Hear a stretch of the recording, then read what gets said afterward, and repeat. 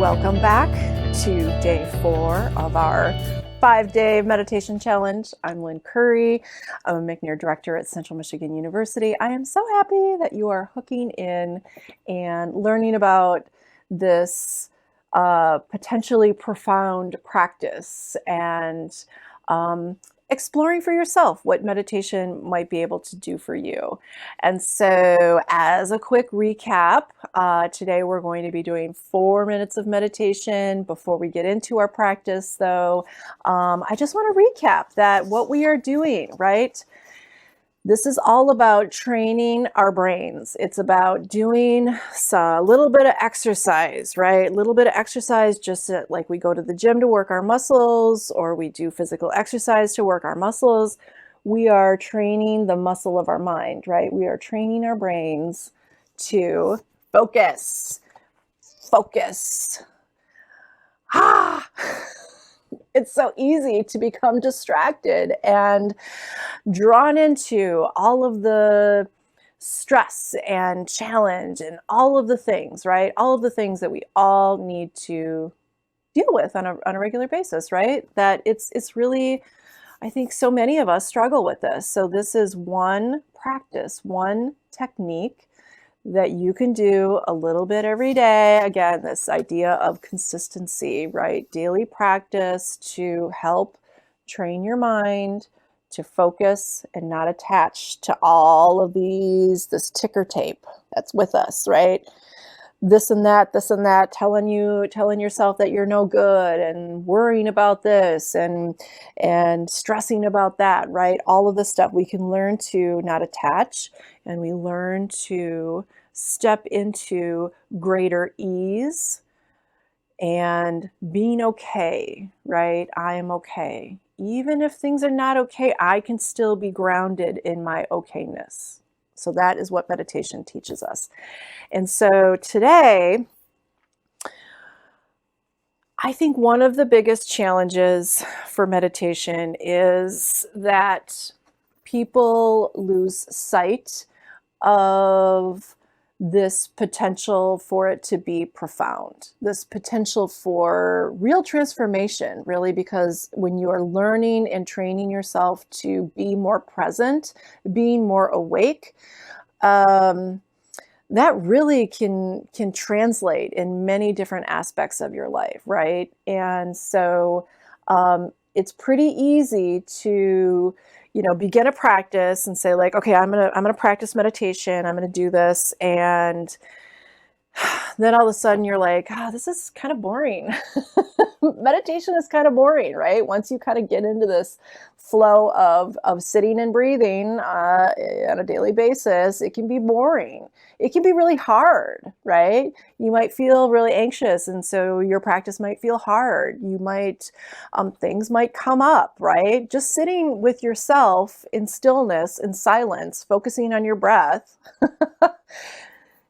I think a lot of people are like, okay, this is boring. Nothing is happening. There's no like instant, like, okay, like, oh, I'm less stressed. Like you might be more relaxed after you meditate, or not. You could be totally agitated by the fact that all you were doing was thinking during your meditation, right?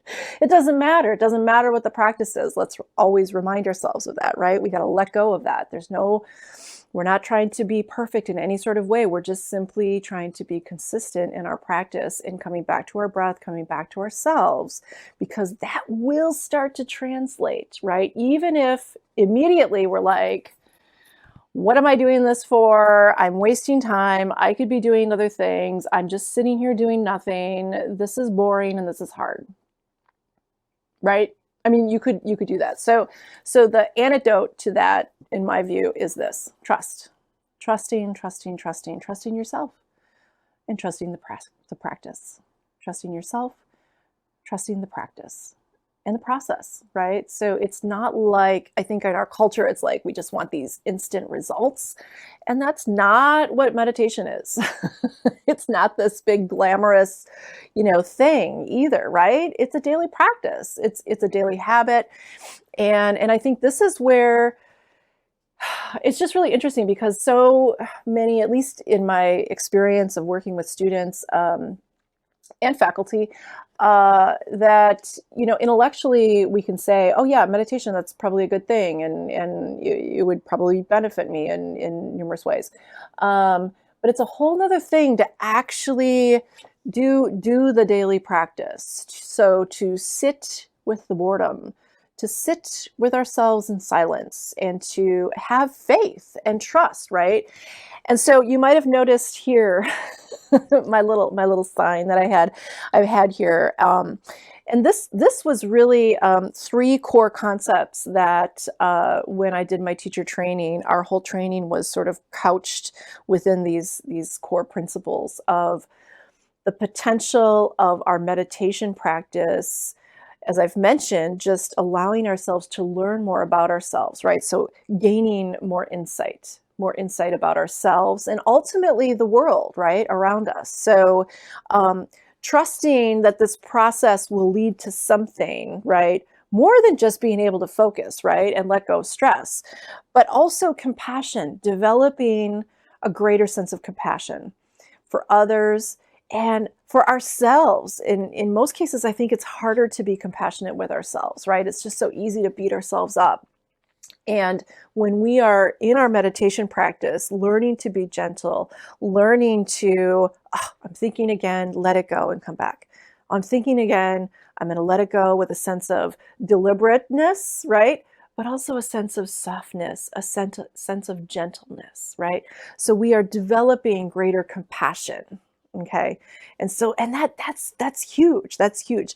And then courage. This is, you know, wonderful, because I think that when we learn to go in further, you know, step further into ourselves, like that's really what it is. So we're stepping more into ourselves, and we're not trying to change ourselves. Meditation really is not about striving to be better or striving to be anything other than what we already are. And so when we are in meditation practice, we're learning to simply be and just notice our own strength, notice our own beauty, and to embrace that, right? Instead of trying to be anything that we're not.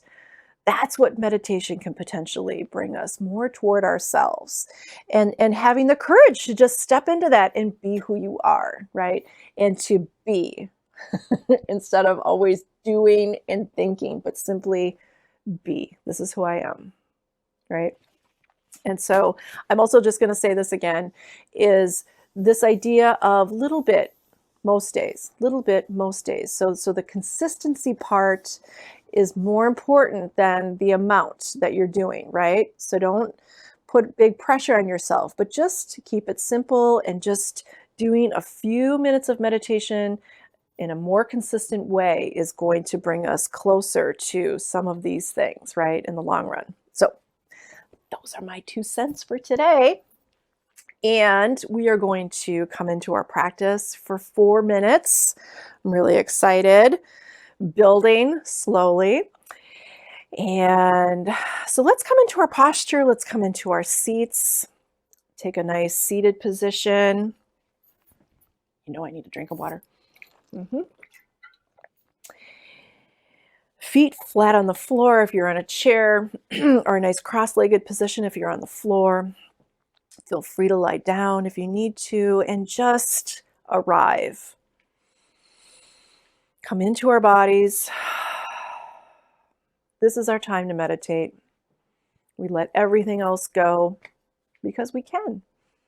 We are making this choice to create the space and time for ourselves, to simply be with ourselves, to simply allow ourselves to come into our bodies, come into our breath,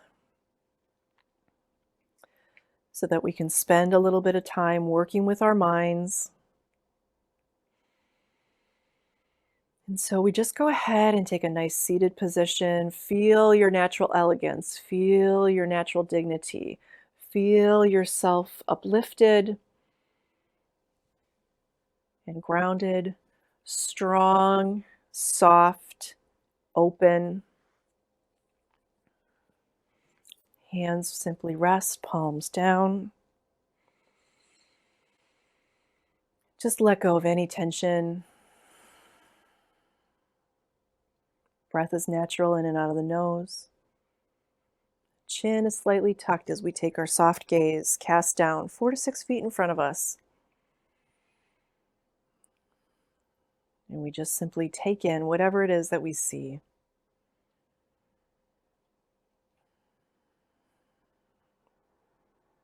Relaxing all of our front body.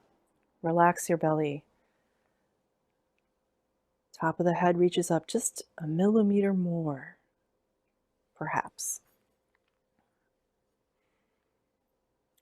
Relax your jaw. We come into our breath. Breath is our object of attention. It's our anchor. Start to feel the inhale followed by the exhale. Beautiful flow in and out. Slight pause. No effort needed. Breath is with us if we tune in. Feel your breath.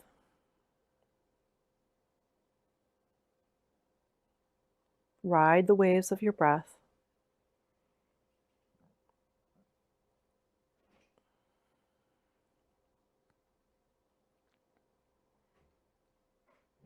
Beautiful cycle of breath over and over again. Flows in and flows out. Our minds will continue to make thoughts, no problem. We simply allow them to fade to the background because right now we're tending to our breath. There's no need to do anything about our thoughts. We simply let them be as they may. If we notice that we become absorbed in any of our thoughts, completely fine. There is the opportunity to simply wake up, notice that we're thinking. We can choose to let go of the thought and come back to our breath.